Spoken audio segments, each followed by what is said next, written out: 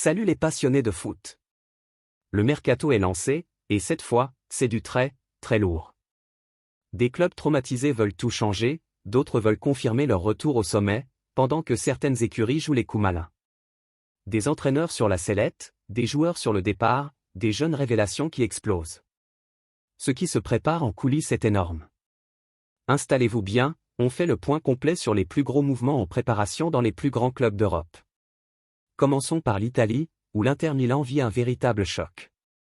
Battu 5-0 par le PSG en finale de Ligue des Champions, les Nerazzurri ont subi l'une des plus grosses humiliations de leur histoire. Une défaite qui ne passe pas du tout, ni chez les supporters, ni dans les médias italiens. 2 jours après cette claque, la presse continue d'analyser ce fiasco, et surtout de se pencher sur l'avenir. Et ça va bouger dans tous les sens. En première ligne, l'entraîneur Simone Inzaghi. Courtisé par Al Hilal, il est sur le point de trancher, et sa décision est attendue d'ici mardi. Mais le changement ne s'arrêtera pas sur le banc. Côté joueur, le club veut frapper fort. Pas question de tout casser, mais plutôt de construire autour d'un noyau dur.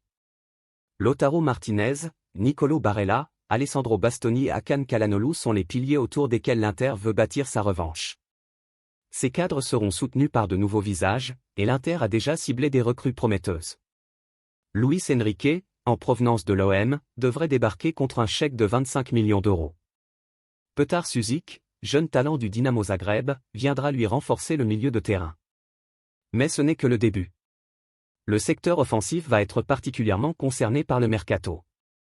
Même si le duo Marcus Thuram-Lautaro fonctionne bien, l'Argentin pourrait être tenté par un nouveau challenge, notamment du côté de l'Atlético de Madrid. Résultat, l'Inter cherche déjà un nouveau numéro 9. La priorité se nomme Rasmus Højlund. En difficulté à Manchester United, l'attaquant danois reste très apprécié en Italie, où il avait brillé à l'Atalanta. Le problème ? Il a été acheté 75 millions d'euros par les Red Devils, et il ne sera pas bradé. L'Inter a alloué un budget de 40 millions pour ce poste, ce qui reste insuffisant. Il faudra négocier dur. Le club veut aussi rajeunir son attaque. 2 jeunes talents sont dans le viseur, Antoine Boni, de Parme, et Santiago Castro, qui évolue à Bologne. En défense, plusieurs noms circulent également pour renforcer un secteur qui va connaître des départs. Sam Bukma et John Lucumi, 2 joueurs de Bologne, sont ciblés, tout comme Conny de Winter du Genoa. L'objectif est clair, vendre pour environ 60 millions d'euros et réinvestir intelligemment. Parmi les partants potentiels, on retrouve Jan Bisek, sorti sur blessure quelques minutes après son entrée lors de la finale. Le défenseur allemand est estimé à 30 millions. Même tarif pour David Frazzi, qui pourrait être sacrifié selon les plans du prochain coach. Joaquin Correa et Marco Arnautovic vont quitter le club, tout comme Mehdi Tarmi, que l'Inter ne souhaite finalement pas conserver. Christian Aslani est lui aussi sur la sellette. En tout, ce sont 6 départs majeurs, pour au moins autant d'arrivées. Bref, à Milan, on prépare un grand ménage estival.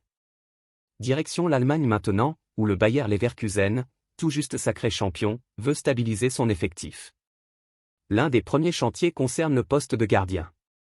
Cette saison, Xavi Alonso a alterné entre Matej Kovar et Lukas Hradecki. Mais l'arrivée d'Erik ten Hag va tout changer, il veut un numéro 1 clair. Et selon Sky Germany, ce sera Mark Flekken. Le gardien néerlandais de 31 ans a brillé à Brentford, et son transfert ne devrait coûter que 10 millions d'euros. La visite médicale est prévue pour la semaine prochaine. En Angleterre, Chelsea ne fait pas dans la demi-mesure. Les Blues sortent d'une belle saison, qualifiés pour la Ligue des Champions grâce à leur 4e place en Premier League, et surtout vainqueurs de la Ligue Europa Conference. Un trophée symbolique qui marque leur retour sur la scène européenne. Et pour préparer leur retour dans la plus prestigieuse des compétitions, ils veulent frapper fort. Todd Boehly, le propriétaire, a encore sorti le carnet de chèques. Chelsea est déjà tout proche de signer Liam Delap, jeune buteur d'Ipswich Town, pour 36 millions d'euros.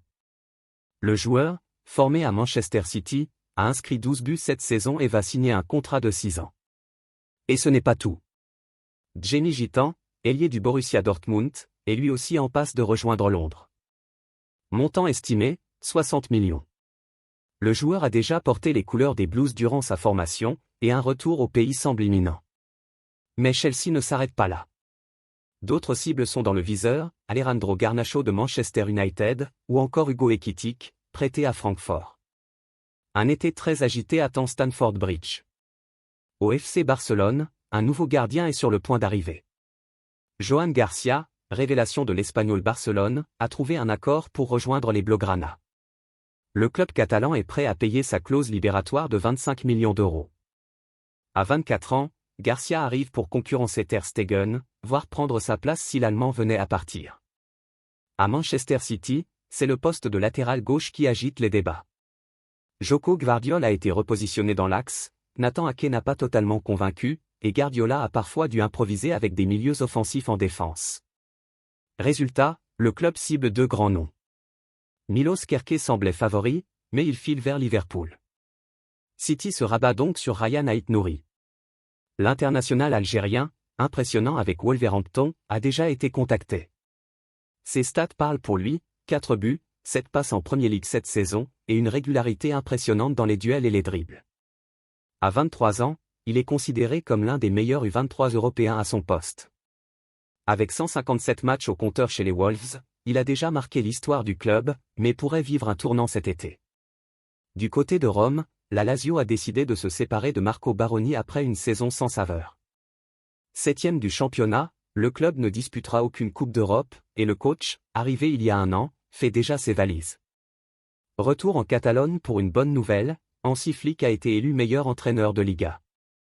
Pour sa première saison au Barça, l'Allemand a remporté le championnat avec un jeu offensif et maîtrisé. Une récompense logique au vu du travail accompli. Enfin, terminons ce tour d'Europe par l'Olympique de Marseille. Le club phocéen cherche activement à renforcer sa défense. Naïef Aguer reste la priorité, mais la concurrence est rude. En plan B, l'OM pense à Renato Vega, jeune défenseur de 21 ans, prêté par Chelsea à la Juventus. Un profil prometteur qui pourrait bien poser ses valises au Vélodrome cet été. Alors, selon vous, quel est le plus gros coup à venir? Lequel de ces clubs est en train de réaliser le meilleur mercato? Dites-le en commentaire, abonnez-vous, et on se retrouve très vite pour un nouveau point complet sur le marché des transferts.